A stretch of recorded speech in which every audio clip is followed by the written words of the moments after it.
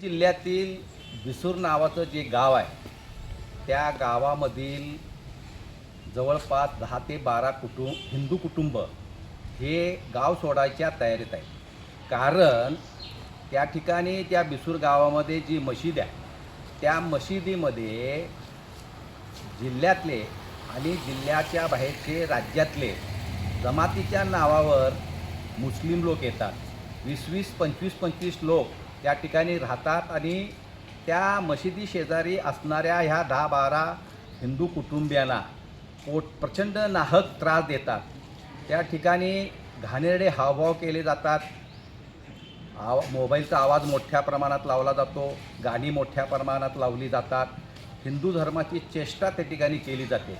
आणि ह्या तक्रारी बिसूर गावातील लोकांच्या नेत्यांच्याकडं लोकप्रतिनिधींच्याकडं गेल्यानंतर त्यांनी त्या ठिकाणी त्यांची दखल घेतली नाही आणि म्हणून ह्या 12 कुटुंबांनी बिसूरमधल्या हिंदू कुटुंबांनी गाव सोडायचा निर्णय घेतलेला आहे.